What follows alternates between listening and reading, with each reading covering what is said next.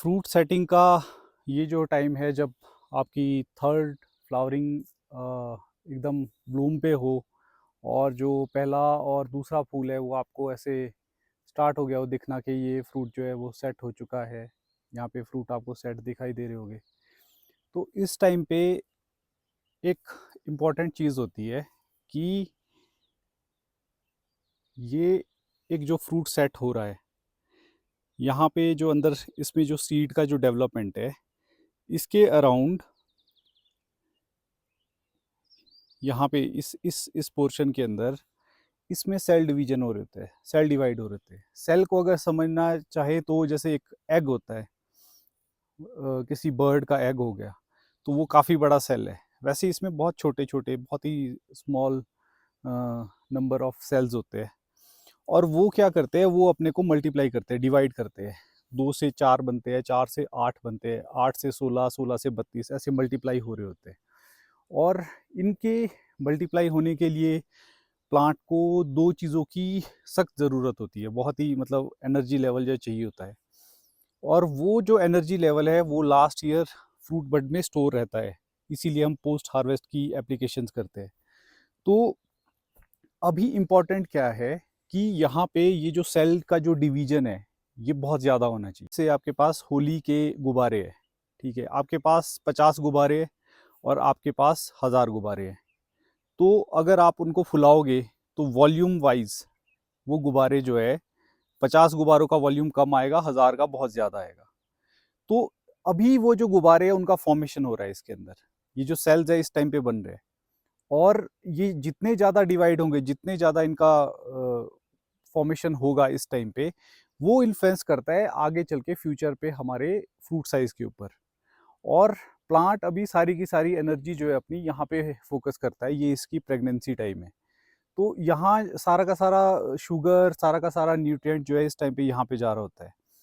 ऐसे में अगर हमें फ्रूट साइज ज़्यादा चाहिए, जैसे यहाँ पे अभी 5 फ्रूट सेट हुए हैं और हमें यहाँ पे टेक्निकली एक ही फ्रूट चाहिए अच्छे साइज के लिए, तो हम इसको इस टाइम पे थिन आउट कर सकते हैं ऐसे, ठीक है। अब ये जो 4 फ्रूट है इसके अंदर जो न्यूट्रिशन जाना था वो टेक्निकली इस फ्रूट के अंदर चला गया है। अब जितना भी इसकी तरफ आना होगा वो यहाँ से हट गए हैं, तो इक्वेशन में क्या होगा कि जो भी न्यूट्रिशन पीछे से सैप में जो आ रहा है वो इसके अंदर जाएगा और इसके अंदर सेल के नंबर जो है बढ़ जाएंगे, डिवाइड ज़्यादा होगा। इसका सबसे ज़्यादा इम्पैक्ट पड़ता है सेल डिवीजन के ऊपर, कि सेल बहुत ज़्यादा डिवाइड होते हैं। कि अगर आप ये करते हो तो ज़्यादातर फ्रूट जो है आपके वो स्मॉल से ऊपर जाते हैं और लार्ज मीडियम काफ़ी ज़्यादा निकलता है, अगर आप ये प्रैक्टिस कर सकते हो। दूसरी चीज़ क्या होती है कि जब इसका फ्रूट इस टाइम पे झड़ जाता है, ये फाइनल पॉइंट है कि 8 mm का जब दाना हो गया है, ये इसके बाद आप इस चीज़ को रिवर्स नहीं कर सकते हो। और 8 mm के दाने के टाइम पे अगर आप ज़्यादातर फूलों को तोड़ देते हो या फिर आसपास के लगे फ्रूट्स को तोड़ देते हो, जो किंग ब्लूम है वो सबसे मोटा होता है, साइड वाले जो छोटे होते हैं उन छोटे छोटे फ्रूट्स को अगर आप ऐसे तोड़ देते हो, तो पेड़ जब नेक्स्ट ईयर का फ्रूट सेट करने के लिए अपना बीम तैयार करता है इस मंथ के एंड में या फिर मई फर्स्ट वीक में, तो वो काउंट करता है कि मेरे पास कितना फ्रूट बच गया है और उसमें वो देखता है कि फ्रूट तो काफ़ी ज़्यादा झड़ चुका है। और ऐसे में वो अपने को स्ट्रेस मानता है और वो नेक्स्ट ईयर के लिए फिर से रिप्रोडक्टिव एनर्जी अपनी बरकरार रखता है, मतलब कि नेक्स्ट ईयर का फूल भी आपका अभी से ही बरकरार रहता है। तो इसका बेस्ट प्रैक्टिस क्या है कि एक तो आप विंटर में ही एक्स्ट्रा फ्रूट बड को थिन आउट कर दो, ये चेक करके कि वो फ्रूट बड है या फिर लीफ बड है। और दूसरा ये टाइम है कि आप जो किंग है उसको रहने दो और साइड वालों को हटा दो। तो बहुत सारे लोग इस टाइम पे केमिकल थिनिंग करते हैं, वो भी काफ़ी अच्छा और सक्सेसफुल मेथड है। उसमें NAA का इस्तेमाल किया जाता है, प्लेनोफिक्स का इस्तेमाल किया जाता है और वो टेम्परेचर डिपेंडेंट है कि आपका टेम्परेचर कितना रह रहा है। अगर कम टेम्परेचर है तो उस हिसाब से उसका रेशो होता है और ज़्यादा है तो, मैंने कभी ट्राई नहीं किया है, मैंने उसके बारे में सिर्फ सुना है, लेकिन वो काफ़ी इफ़ेक्टिव है और ज़्यादातर वीक फ्रूट बर्ड्स को झाड़ देता है। दूसरा जो प्रोमालिन इस्तेमाल करते हैं उसमें एक और एजेंट होता है BA6 साइटोकाइनिन। और जो साइटोकाइनिन है वो भी सेम ये चीज़ करता है कि किंग ब्लूम जो आगे चला जाता है उसको रहने देता है और साइड वालों को वो निकाल देता है, सारे साइड वाले जो है वो झड़ जाते हैं और उससे ऑटोमेटिकली थिनिंग होती है BA6 एजेंट से। तो अगर आपके फ्रूट बड इस साल कम है तो प्रोमालिन का इस्तेमाल ना कीजिए, ताकि आपका बाद में जो है सेकंड स्टेज में जो फ्रूट थिनिंग है वो ना हो। और उसके अलावा बहुत सारे लोग जो है सल्फर मार देते हैं जब इस स्टेज में, जब किंग दिखना शुरू हो जाता है तो जो पीछे के जो फूल बच गए इनको जला देते हैं ताकि इसके ऊपर फ्रूट सेट ना हो और वो नेक्स्ट ईयर के लिए फिर से आपको फ्रूट बड दे। तो इस तरीके से आपकी जो ऑड और इवन की जो कहानी है, जो एक साल हैवी क्रॉप जाती है दूसरी साल वीक क्रॉप आती है, उसके लिए आप ये प्रैक्टिसेस इस टाइम पे कर सकते हो। तो कुछ केमिकल थिनिंग भी ट्राई कर सकते हैं और हाथ से भी प्लक आउट कर सकते हैं, क्लिपर से भी प्लक आउट कर सकते हैं। तो ये बेस्ट टाइम होता है। इसके बाद अगर आप थिनिंग करते हैं, क्योंकि बहुत सारे लोगों को लगता है कि शायद ये झड़ जाएंगे तो वो थिन नहीं करते अभी और लेटर स्टेज में करते हैं। तो आप अगर जून जुलाई तक भी थिनिंग करेंगे और जो डैमेज हो गया है, कोई हेल डैमेज है, कोई कीड़े ने डैमेज कर दिया, कोई चिड़िया ने डैमेज कर दिया, तो ऐसे फ्रूट्स को आप जुलाई तक कभी भी हटा सकते हो। उसका भी फ़ायदा साइज़ में ज़रूर आता है, लेकिन वो नेक्स्ट ईयर की क्रॉप देगा नहीं देगा ये कंफर्म नहीं होता है। बहुत ही रेयर चांस है कि उस टाइम की जो थिनिंग है वो आपकी नेक्स्ट ईयर का फ्रूट जो है वो सेट करती है और वो जो बीम है टेक्निकली वो एग्जॉस्ट हो जाता है और आपको नए फ्रूट बड की फिर ज़रूरत पड़ती है ऐसे पेड़ों में।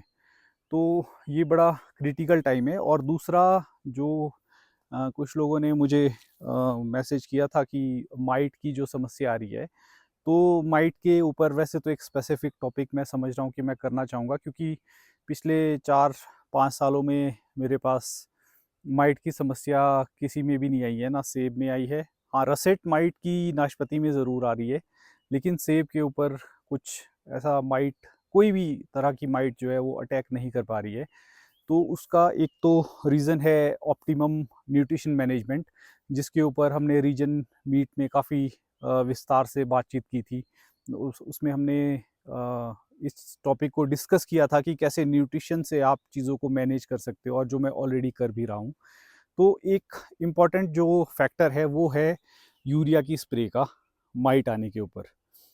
यूरिया की स्प्रे में क्या होता है कि यूरिया का जो नाइट्रोजन है वो लीफ सरफेस के ऊपर रह जाता है और वो आगे मेटाबोलाइज नहीं होता है। उसको मेटाबोलाइज करने के लिए मॉलिब्डेनम की ज़रूरत होती है, और वो अगर मेटाबोलाइज ना हो और वो ब्रेक डाउन हो जाए वहाँ पे, तो उसका जो अमोनिया होता है उसको चाटने के लिए वहाँ पे माइट आती है। टेक्निकली तो ये है कि आपका जो लीफ है उसके ऊपर कंप्लीट प्रोटीन नहीं फॉर्म हो रहे हैं। तो ऐसे में अगर आप एमिनो एसिड की स्प्रे करते हो अर्ली स्टेजेस में, जो कि ऑलरेडी एक बिल्डिंग ब्लॉक है प्रोटीन का, मतलब ऑलरेडी वो हाफ प्रोटीन है, तो उसमें आसान हो जाता है प्लांट को उसको कन्वर्ट करना प्रोटीन की तरफ। तो एक जो फर्स्ट जो स्टेज है आपकी, वो तो यहीं पे ही ख़त्म हो जाती है कि आप फॉलियर एप्लीकेशन में यूरिया की बजाय डायरेक्ट एमिनो एसिड डालो। तो माइट को कंट्रोल करने के लिए एक वो सक्सेसफुल चीज़ है, लेकिन एकमात्र यही चीज़ नहीं है, और भी मल्टीपल रीजंस है उसके माइट आने के। तो उसके ऊपर एक विस्तार से मैं आगे चल के वीडियो बनाऊंगा। पर इस स्टेज के ऊपर आपको ये ध्यान रखना है कि आप यूरिया का डायरेक्ट इस्तेमाल मत कीजिए, स्पेसिफिकली ऐसी ड्रॉट कंडीशन में कि पानी की कमी या न्यूट्रिशन की कमी की वजह से यूरिया जो है कंप्लीट प्रोटीन में कन्वर्ट नहीं हो पा रहा है, और कन्वर्ट ना होने की वजह से वहाँ पे आपको अर्ली माइट देखने को मिल रहा है और आपको अर्ली माइटिसाइड करने की ज़रूरत पड़ रही है। तो ये एक इम्पॉर्टेंट इन्फॉर्मेशन मुझे लग रही थी कि जो मुझे अभी दे देनी चाहिए। बाकी इस टाइम पे मैं फंगीसाइड का इस्तेमाल बिल्कुल नहीं करता हूँ। इनफैक्ट मैं काफ़ी लंबे समय तक फंगीसाइड का इस्तेमाल नहीं करता हूँ, और जब करूँगा भी तो भी कॉन्टैक्ट ही फंगीसाइड के ऊपर मैं जाऊँगा। सिस्टेमिक फंगीसाइड का इस्तेमाल मैं बिल्कुल भी नहीं करता हूँ ऑर्चर्ड में। तो उसका एक रीज़न है। रीज़न क्या है कि ये जो लीफ है, अगर आप इसको ध्यान से देखो तो इसके सरफेस के ऊपर कुछ ऑयल की एक फिल्म सी बनी होती है, और वो नेचुरल प्रोटेक्टर होते हैं। कोई भी फॉरेन एजेंट इसके ऊपर बैठ जाए और इसको डीके करे, इसको सड़ाए या इसको ख़त्म करे, उसको रोकने के लिए। तो अभी ये जो शाइन है वो नेचुरल है इसके ऊपर। जब तक ये ऑयल जो है, जो जिसको हम बोलते हैं कि स्टेज 3 है हमारे प्लांट की, जिसमें ये एसेंशियल ऑयल को मैन्युफैक्चर कर पा रहा है या प्रोड्यूस कर पा रहा है और उसको एज ए प्रोटेक्टेंट यूज़ कर पा रहा है। तो ऐसी स्टेज पे अगर आप इस स्टेज के ऊपर लीफ के ऊपर ऐसी स्टेज में अगर आप फंगीसाइड का इस्तेमाल करते हो, तो ये जो इसकी नेचुरल प्रोटेक्शन है ये ख़त्म हो जाती है। और फिर आप शेड्यूल के ऊपर आ जाते हो सीधे जाके कि भई अब ये इस महीने मैंने ये किया था, फिर 15 दिन के बाद अब मुझे ये करना है। तो वो जो शेड्यूल है उसको मुझे अवॉइड करना होता है। वहाँ पे हमारी इनपुट कॉस्ट काफ़ी ज़्यादा चली जाती है फंगिसाइड के इस्तेमाल में। नॉट जस्ट दवाइयों में, दवाइयाँ आपको सब्सिडी में थोड़ी सस्ती भी मिल जाएगी, लेकिन ओवरऑल जो कॉस्ट है स्प्रे करने की वो काफ़ी ज़्यादा है, लेबर इंटेंसिव है और फ्यूल भी खर्च होता है, या आपका डेज़ भी इसमें काफ़ी लग जाते हैं, मतलब कि लेबर इंटेंसिव जॉब है एक। और मल्टीपल टाइम स्प्रे करना जो है वो पॉसिबल नहीं होता है, तो आप न्यूट्रिशन के साथ मिला के फंगिसाइड को करते हो, फिर फंगिसाइड न्यूट्रिशन के साथ मिलके पेड़ के अंदर चले जाते हैं और फिर वो डिफरेंट डिफरेंट तरह की प्रॉब्लम्स क्रिएट करते हैं। तो अगर आप ऐसी स्टेज में फंगिसाइड करते भी हो तो एटलीस्ट उसको न्यूट्रिशन के साथ ना डालो, ताकि वो प्लांट के अंदर ना जाए। और ज़ोल ग्रुप को अभी करने से अवॉइड करना चाहिए, क्योंकि ज़ोल ग्रुप बहुत ही स्ट्रॉन्ग सिस्टेमिक फंगिसाइड है। वो सिस्टम के अंदर जाके सीधे रूट ज़ोन के पास जाके बहुत सारे जो हाइफीज जो बनते हैं फंगस के, उनको ख़त्म कर देता है और माइक्रोराइजल नेटवर्क को भी डैमेज करता है सॉइल के अंदर। तो आप कोशिश कीजिए कि सिस्टेमिक फंगिसाइड का इस्तेमाल इतनी अर्ली स्टेज के ऊपर ना करें। एटलीस्ट आप जून तक का वेट करें और इनिशियली हल्की फुल्की दवाइयों से या फिर न्यूट्रिशन मैनेज करके ही अभी इस स्टेज को अवॉइड करते रहे। और इस टाइम पे प्लांट जो है वो स्ट्रेस में आना शुरू हो जाएंगे। इसका एक जो आप देख पाओगे आगे चल के कि बहुत सारे प्लांट जो है साइड से कपिंग करेंगे, जैसे इस लीफ के ऊपर आप देख रहे हो हल्का सा कपिंग आई हुई है, ऐसे पत्ता खुला हुआ नहीं है। तो ये जो कपिंग ऐसे करके जो दिखा रही है, ये एक स्ट्रेस शो करता है, जो कि फंगस का इन्फेक्शन भी हो सकता है जैसे पॉटी मिल्ड्यू का, लेकिन एक और रीज़न होता है कि स्ट्रेस भी हो सकता है ड्रॉट का, कि नीचे से कुछ भी पानी नहीं आ रहा है। तो ऐसे में जो आपका एमिनो एसिड है या फिर और भी न्यूट्रिएंट है, जैसे कैल्शियम बड़ा इंपॉर्टेंट रोल प्ले करता है। तो एज ए न्यूट्रिशन आप कैल्शियम, एमिनो कैल्शियम का इस्तेमाल कर सकते हैं, जो कि मैं अभी करता ही हूँ।